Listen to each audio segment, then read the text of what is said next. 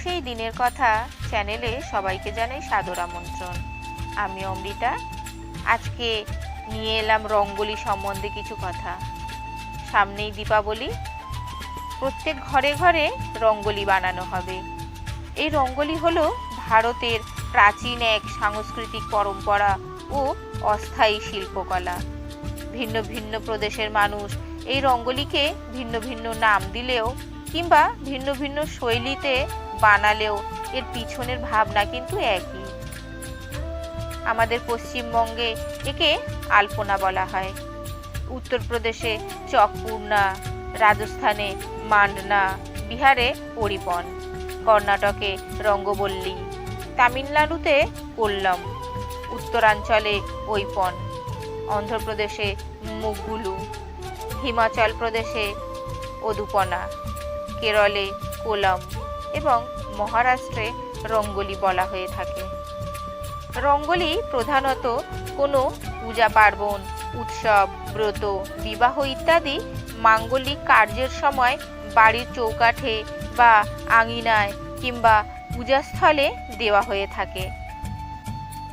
এই রঙ্গোলি বিশেষত শুকনো চাল, আটা, হলুদ, চুন, সিঁদুর, শুকনো পাতার গুঁড়ো, কয়লা, ছাই, কাঠের গুঁড়ো ইত্যাদি প্রাকৃতিক রং দিয়ে করা হয়ে থাকে।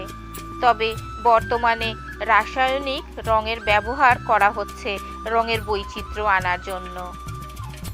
প্রাচীনকালে বিশ্বাস করা হতো যে কলাত্মক এই রঙ্গোলি বানালে ঘরে ঘরে ধনধান্য পরিপূর্ণ থাকে এবং এর প্রভাবে সম্পত্তি সুরক্ষিত থাকে। এছাড়াও ভূমি শুদ্ধিকরণ ও সমৃদ্ধির আহ্বান করাও এর পিছনের এক কারণ, তা আজও অব্যাহত হয়ে আছে। এই রঙ্গোলিতে স্বস্তিক, পদ্মফুল ও লক্ষ্মীর পদযুগল আঁকা হয়ে থাকে, যা সমৃদ্ধি ও মঙ্গল কামনার সূচক। দীপাবলি উপলক্ষে প্রদীপ আঁকা হয় লক্ষ্মী গণেশও। এছাড়াও নানা রকম ফুল ও পাখি অথবা জ্যামিতিক আকৃতিও এই রঙ্গোলিতে আঁকা হয়ে থাকে।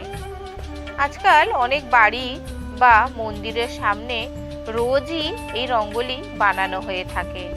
শিল্প কৌশল ও বিবিধতাযুক্ত কলাত্মক অভিরুচির পরিচয় যেন আজ গৃহসজ্জার এক অভিন্ন অঙ্গ হয়ে দাঁড়িয়েছে। প্রাচীন এই পন্থাটি আরও যুগ যুগ ধরে অব্যাহত থাকুক এই কামনা করি। আসন্ন দীপাবলির সবার ভালো কাটুক এই কামনা করে ভিডিওটি এখানেই শেষ করছি। ভিডিওটি ভালো লাগলে অবশ্যই একটি লাইক করবেন, বন্ধুদের সাথে শেয়ার করবেন এবং সাবস্ক্রাইব করতে ভুলবেন না। নমস্কার।